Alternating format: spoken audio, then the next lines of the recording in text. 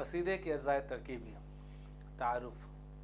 دنیا کی کوئی بھی شے تنہا اور واحد نہیں سوائے خدا کی ذات کی، یعنی دو طرح کی گیس کا مرکب ہے۔ انسان 5 عناصر سے مل کر بنا ہے۔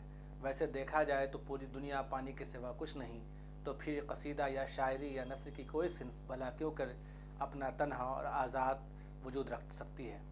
قصیدہ میں نہ جانے کتنے ہی عناصر یا ساختوں یا اجزاء کا مجموعہ ہے، جنہیں موٹے طور پر ہم تشبیب، گریز، مدح، عرض مطلب، دعا اور قصیدہ کے مخصوص زبان اسلوب جیسے اجزاء میں تقسیم کر سکتے ہیں۔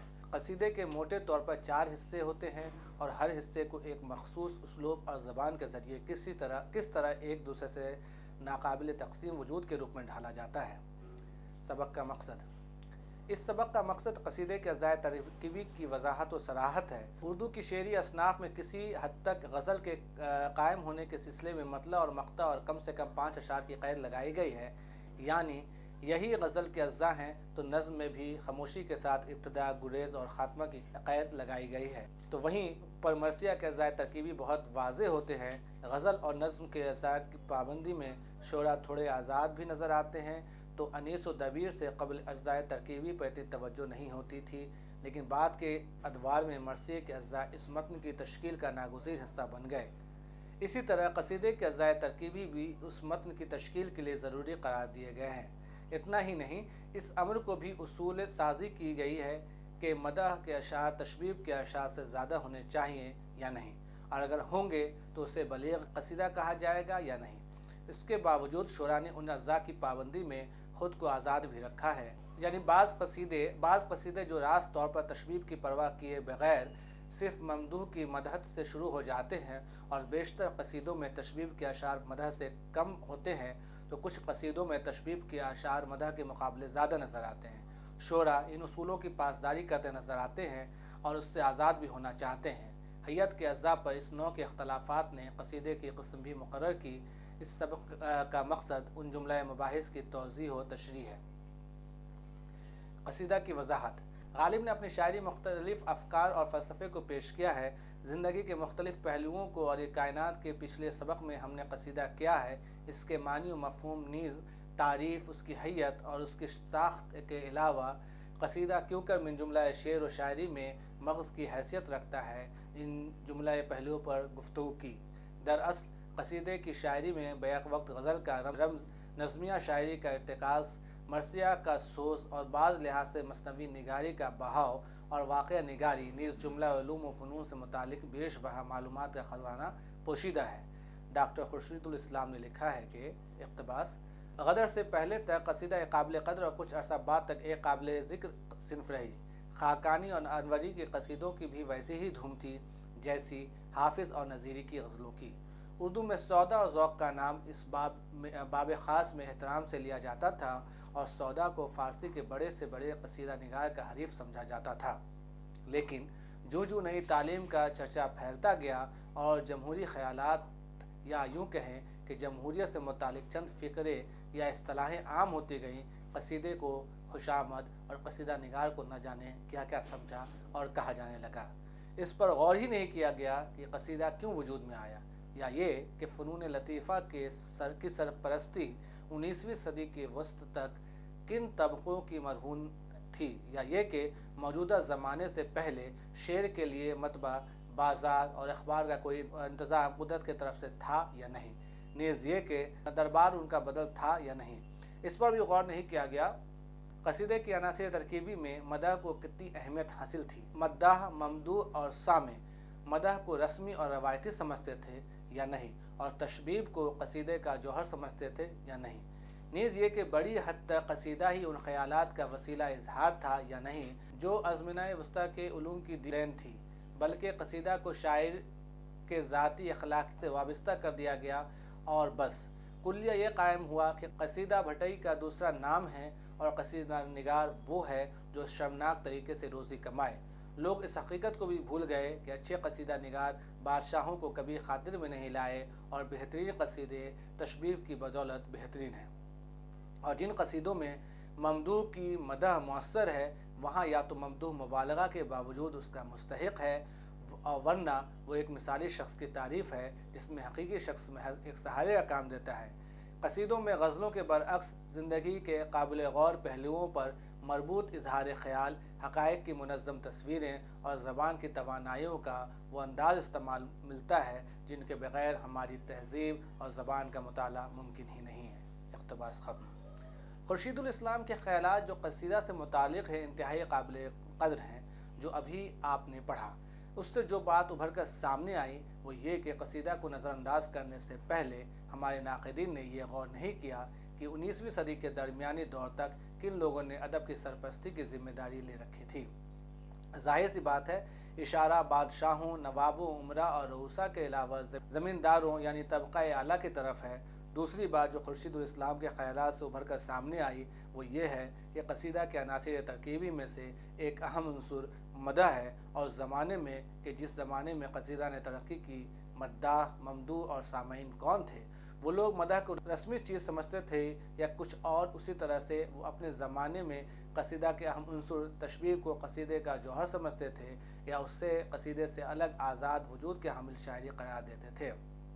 ایک اور بات ابھر کر سامنے آئی ہے وہ یہ کہ وہ خیالات جو اس وقت کے علوم و فنون کی وجہ سے عام ہوئے تھے اس کے اظہار کا کوئی ذریعہ تھا؟ کیا اس کے اظہار کا مؤثر ذریعہ قصیدہ بھی تھا؟ یقیناً ایسا ہی تھا، کیونکہ قصیدہ گو شاعر خود کو اہل مجمع الکمال اشخاص میں شمار کرواتا تھا یا قارئین اس کو اسی نگاہ سے دیکھتے تھے۔ صحیح کہا ہے خورشید الاسلام نے کہ ہم نے قصیدہ گو شاعر کے کردار کو مسخ کر دیا اور ہم بھول گئے کہ اچھے قصیدہ نگار بادشاہوں کو کبھی خاطر نہیں لاتے تھے، اور بہترین قصیدہ بغیر بلیغ تشبیہ کے وجود میں آ ہی نہیں سکتا تھا۔ ایک اور اہم بات جس پر ہم نے غور و فکر نہیں کیا ہے وہ یہ ہے کہ ہم نے یہ نہیں دیکھا قصیدہ گو شاعر سامنے کے کسی بادشاہ یا کسی اور مقتدرہ کی تعریف مبالغہ کی حدوں کو چھوتے ہوئے کیوں کرتا ہے۔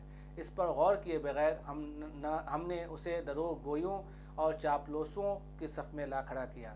دراصل قصیدہ نگار اس شخص کے جس کی تعریف مقصود ہے کہ بہانے اس مثالی کردار کو سامنے لانا چاہتا ہے جس کا ایک ذرا شائبہ اسے اپنے ممدوح میں دکھائی دے رہا ہے۔ اب تک اس گفتگو سے یہ اندازہ ہوا کہ قصیدے میں جن اجزاء ترکیبی کا عمل دخل ہوتا ہے وہ بے مقصد نہیں ہے۔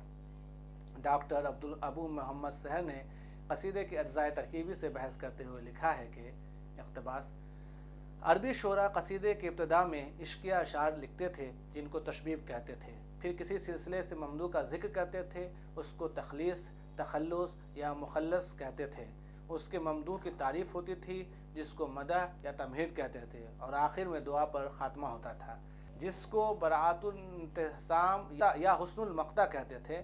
فارسی میں رتکی نے انہیں 4 ارکان کو برقرار رکھا اور بعد کے شعراء نے اس کی تقلید کی۔ فارسی میں تخلص کے لیے گریز کا لفظ بھی استعمال کیا گیا۔ یہی 4 ارکان تشبیب، گریز، مدح اور دعا اردو قصیدے کے بھی اجزاء ترکیبی ہیں۔ اقتباس ختم۔ یعنی یہ بتانے کی ضرورت اب نہیں ہے کہ قصیدے کے اجزاء ترکیبی ہوتے ہیں اور ان اجزاء ترکیبی میں تشبیب، گریز، مدح اور دعا یہ 4 عناصر ہوتے ہیں جس سے مل کر قصیدہ بنتا ہے۔ تشبیب ایک ایسا عنصر ہے قصیدے کا کہ جس کی بنیاد پر ہی کسی قصیدے کا قیام ہو سکتا ہے۔ مدح نہ بھی ہو تو تشبیب کے عناصر کو ہی بروئے کار لا کر بعض قصیدے لکھ دیے جاتے ہیں، اور شروع میں تو تشبیب ہی بہت زیادہ معرکہ آرا ہوا کرتی تھی اور اسی بنیاد پر قصیدہ بن جاتا تھا۔ ثابت یہ ہوا کہ قصیدے کی شاعری میں اگر تشبیب ہے، مدح نہیں ہے تو قصیدہ قائم ہو جاتا ہے۔ یہ بات ذرا عجیب سی لگ رہی ہوگی کہ بھلا صرف تشبیب ہی کی بنیاد پر قصیدہ کیوں کر قائم ہو سکتا ہے؟ تو اس کی وجہ یہ ہے کہ ہم نے عام طور سے قصیدے کی جو تعریف کی ہے وہ یہ کہ کوئی بھی تعریف اگر شاعری میں ہے تو وہ قصیدہ ہے۔ تو ایسے میں سوال پیدا ہوتا ہے کہ کیا غزل کی شاعری میں بھی کہ جہاں محبوب کی مبالغہ آمیز تعریف ہوتی ہے تو کیا غزل بھی قصیدہ ہے؟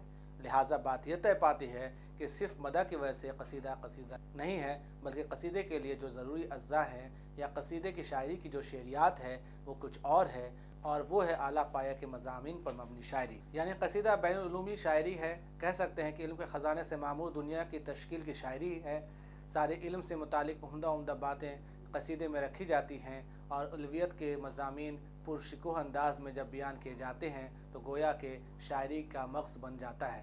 یعنی ایک اعلیٰ پایہ کی شاعری، ہائی پوئٹری سامنے آتی ہے، اور وہ ہائی پوئٹری ہی قصیدہ ہے، اور یہ سب کچھ اکیلے کچھ قصیدے کے تشبیہ میں نظر آ سکتا ہے، یعنی ضروری نہیں کہ قصیدے میں محض مدح ہی ہو اور ہجو نہ ہو، یا ہجو ہو، یا مدح کے علاوہ کوئی دوسرا مضمون نہ ہو۔ حضرت علی کی منقبت جو سودا نے لکھی ہے، اگر اس کا مطالعہ کریں تو آپ دیکھیں گے کہ اس میں قصیدے کے تمام اجزاء موجود ہیں، لیکن مدح والا جو پہلو ہے وہ غالب ہے۔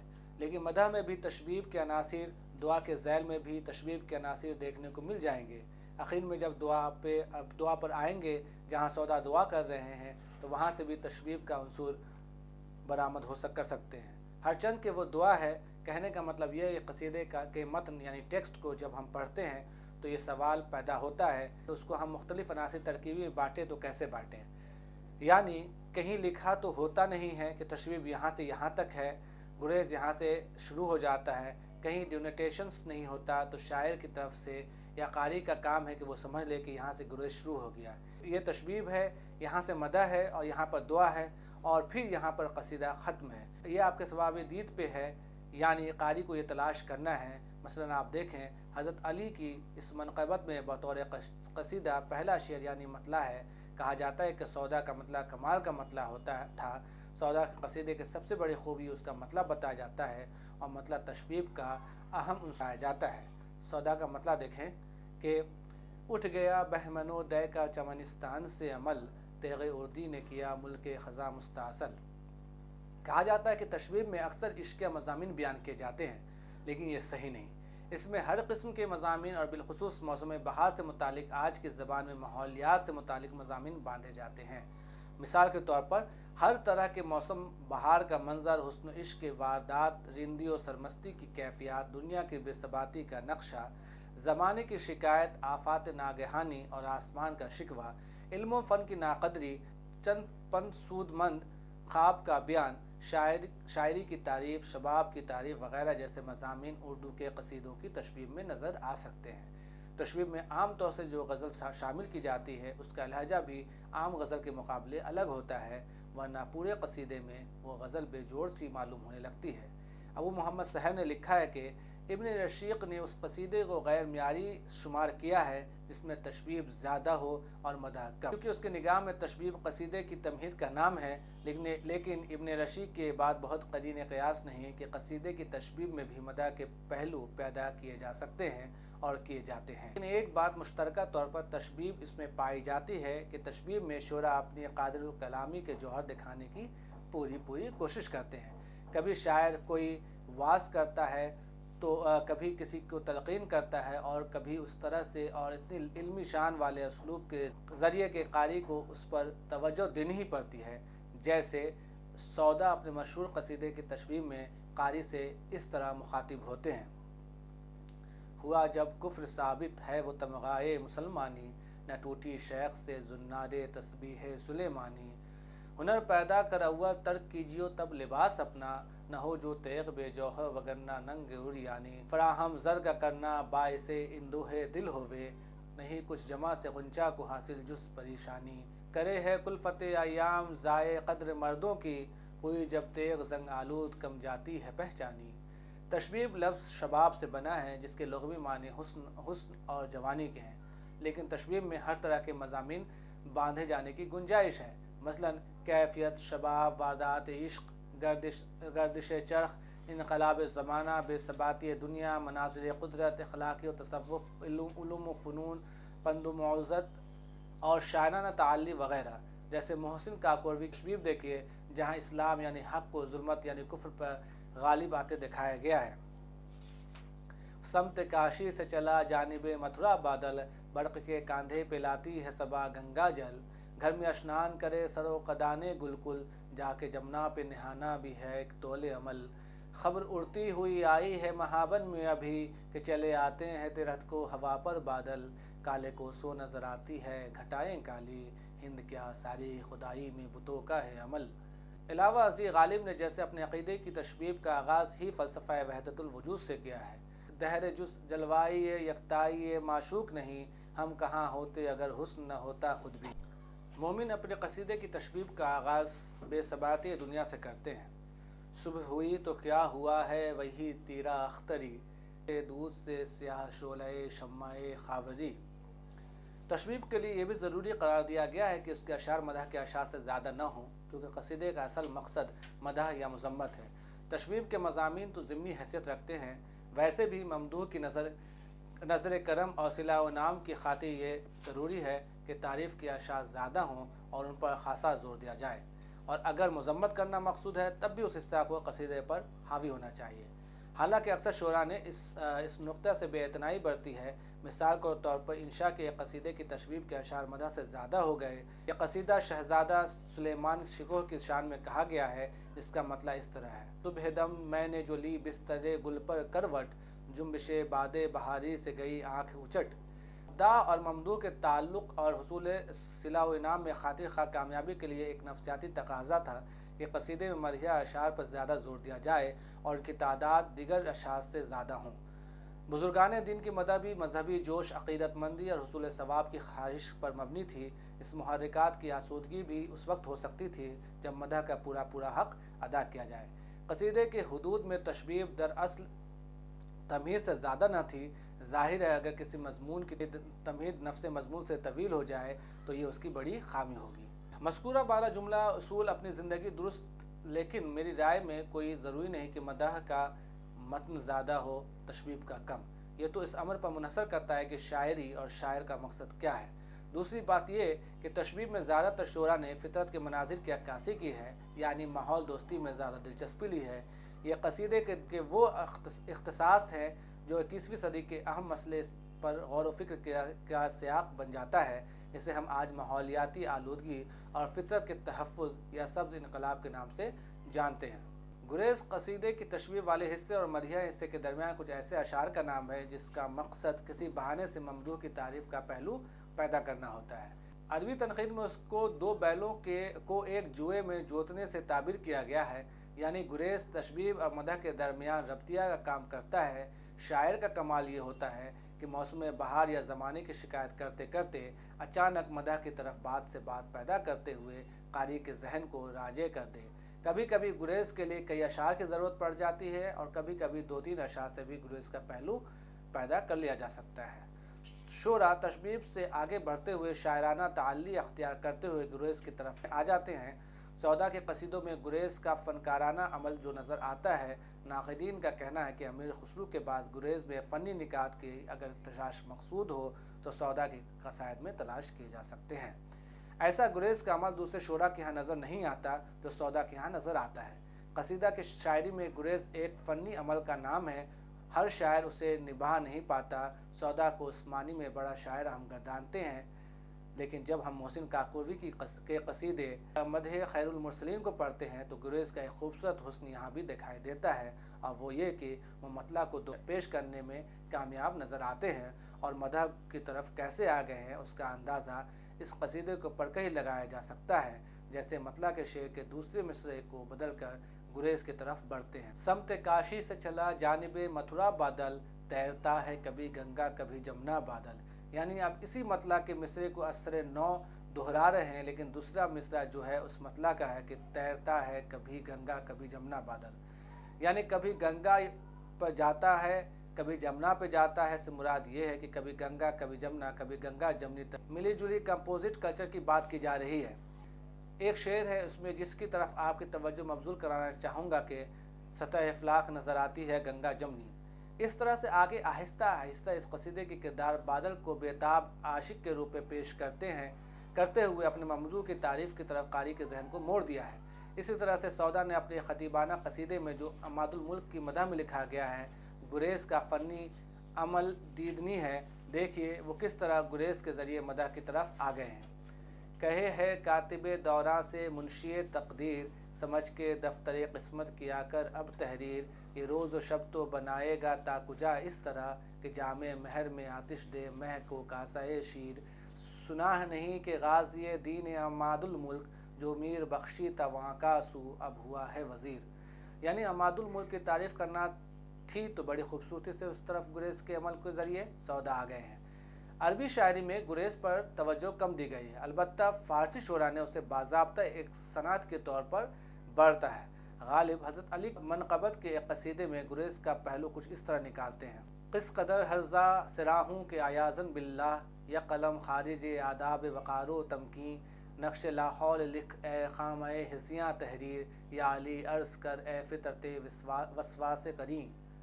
गोया गुरेज़ कसीदे में एक मुख्तसर लम्हा होता है, लेकिन कसीदे में वहदत तासुर की कैफियत पैदा करने में अहम रोल अदा करता है। मदह सच पूछिए तो गुरेज़ वगैरह का ये सारा जतन किसी की तारीफ़ के लिए ही किया जाता है और उर्फ़ आम में कसीदा अपने एक अहम जुज़ मदह का तर्जुमान बन जाता है। या ये कहिए कि कसीदा अपने इस जुज़ मदह के बग़ैर शायद अधूरा है। ये इस कदर लाज़मी उन्सुर है कि इसकी झलकियाँ हमें तशबीब से लेकर दुआ तक देखने को मिल जाती है। ये कसीदे का तीसरा हिस्सा है जो शख्सियत मदह के लिए मुंतखब की जाती है। जैसा कि सौदा के कसीदे में हज़रत अली की ज़ात अक़दस है और उनकी खूबियाँ हैं जिन पर वो रोशनी डाल रहे हैं, तो इस शख्सियत के मकाम व मर्तबा से कसीदा निगार की वाक़फ़ियत बहुत ज़रूरी ख्याल की जाती है। एक सवाल और कि फ़र्ज़ कीजिए कि किसी शख्स की तारीफ़ करनी है और वो हमारे समाज में इंतहाई मोहतरम और अक़ीदे का दर्जा रखता है। ऐसे शख्स की तारीफ़ के सिलसिले में ये सवाल पैदा होता है कि उसकी तारीफ़ करे तो कैसे करे कि तारीफ़ का रंग अलग हो जाए। हज़रत अली की मदह सौदा के बात करते वक्त अब गालिब जैसा शायर ज़रूर मुतफ़क्किर हो जाता है कि अब वो हज़रत अली की तौसीफ़ क्यों कर करे कि सौदा से सवा न हो तो कम भी न हो। कसीदा में जिद्दत अदा के ज़रिए, मुनासिबात लफ्ज़ी के ज़रिए, तशबीहात और इस्तिआरात के ज़रिए और दूसरी जो बयान व बदी की इम्तियाज़ी शक्लें होती हैं या जो शेरी तरीक़ेकार होता है उसका इस्तेमाल करते हुए किया जाता है। हर आदमी या हर कसीदा गो जो हज़रत अली रज़ियल्लाहु अन्हु के बारे में या हुज़ूर अकरम सल्लल्लाहु अलैहि वसल्लम की ज़ात के बारे में या दूसरी किसी बड़ी शख्सियत के बारे में जब तारीफ़ करता है तो अपनी तारीफ़ों में अलग और मुनफ़रद इसलिए हो जाता है कि वो मुनफ़रद शेरी तरीक़ेकार का अपनी तरह से इस्तेमाल करता है। मुबालगे का ऐसा निज़ाम खल्क़ करता है कि जब हम उसे पढ़ते हैं तो ऐसा लगता है कि ये तारीफ़ें और इस तरह की तारीफ़ें बहुत पहले नहीं की गई है। जैसे कि मिसरा है, अब इल्लत गाई क्या है। यहाँ इल्लत गाई जो फ़लसफ़े की इस्तिलाह है मकसूद असली की मानी में आता है। मसलन हम दुनिया में किस लिए आए, किसने भेजा, क्या करने के लिए आए हैं, जो कर रहे हैं वो सही है या नहीं। मकसूद असली की एक बहस जो है वो तूलानी बहस है, लेकिन उसको मज़हब ने, शरीयत ने एक तरह से मुख्तसरन बता दिया है कि हमारा मकसद खुदा की खुशनुदी हासिल करना है। सौदा हज़रत अली रज़ियल्लाहु अन्हु की तारीफ़ में कितना हकीकत पसंदाना और इल्मी अंदाज़ अख्तियार करते हुए कहते हैं, हैबत अदल पे तेरी है कि हर दश्त में शेर, वास्ते दर्द सर आहू के घिसे है संदल। शुजाउद्दौला की तारीफ़ करते हुए सौदा लिखते हैं, जिस जगह तेरी मरवत का ज़बां पर हो ज़िक्र, शोला वाँ खस की अज़ियत को समझता है वबाल। रोज़ मैदां कदम अपना तो जहाँ गाड़े है, कोह का सीना फटे देख तेरा इस्तक़लाल। ज़ौक़ बहादुर शाह ज़फ़र की तारीफ़ क्यों करते हुए मुलाहिज़ा फरमाइए, मुसफ़े रुख़ तेरा ए साया रब्बुल इज़्ज़त, खोल दे मानी अतमम तो अलैकुम नेमत। तेरा दरवाज़ा दौलत है मकाम उम्मीद, तेरा दीवान अदालत है महल इबरत। गालिब ने बहादुर शाह ज़फ़र की मदहत में जो कहा है उसे आपने पढ़ा। बहादुर शाह को क़िबला चश्म दिल, इंसाफ का शहसवार, इस्लाम की बका और उसके कौल फ़ेल के मानी इल्हाम कहा है वगैरह वगैरह। साबित हुआ कि सबने ममदूह के मर्तबे का ख्याल रखते हुए मदह की है, यानी हिफ्ज़ मरातिब का ख्याल रखा है। मदह के दो तरीक़े शोरा इस्तेमाल करते हैं। पहले वो सिगाए वाहिद गायब में, फिर रास्त तरीक़े से अपने ममदूह से मुखातिब होते हैं। पहले को मदह गायब, दूसरे को मदह हाजिर कहा जाता है। जैसे सौदा ने कहा है, मदह गायब से खुले उसके न मद्दाह का दिल, रूबरू मतलब सानी से यक़ुदा हो हल। दूसरी तरफ मोहसिन काकोरवी हैं जो अपनी कसीदा मदह खैरुल मुरसलीन में कुछ इस तरह के हुस्न तलब का नमूना फराहम करते हैं। मोहसिन अब कीजिए गुलज़ारे मुनाजात की सैर, कि अजाबत का चला आता है घिरता बादल। अजाबत कहते हैं क़बूल दुआ की घड़ी को। इतनी तारीफ़ के बाद अब वो बड़ी खूबसूरत दुआ की तरफ आ रहे हैं कि जो तारीफ़ की गई है बकौल शायर किसी किस्म का, इसमें मुबालगा नहीं, झूठ नहीं, बल्कि अब हमारे कलम में इतनी ताकत नहीं कि हुज़ूर अकरम सल्लल्लाहु अलैहि वसल्लम की तारीफ़ कर सकें। इन चार अनासिर के अलावा पूरे कसीदे में सिन्फ़ कसीदा की उसलूबियात ज़ेरी लहरों की तरह जारी व सारी रहती है। यानी उस सिन्फ़ का ये तकाज़ा है कि यहाँ शानदार लबो लहजा अख्तियार किया जाए। बुलंद आहंग, तराकीब और क़लील इस्तेमाल अल्फाज नीज़ मुख्तलिफ़ उलूम व फ़नून की मुस्तलाहात के इस्तेमाल से कसीदा के अंदर शायरी के साथ साथ एक इल्मी शान वाला उसलूब भी उभर आता है। कसीदा निगार आम तौर से बाज़ियारी अल्फाज या कसीरुल इस्तेमाल अल्फाज से गुरेज़ करते हैं। उसकी वजह शोरा के दरमियान मुसाबक़े का माहौल दरबार में पैदा हो जाता था।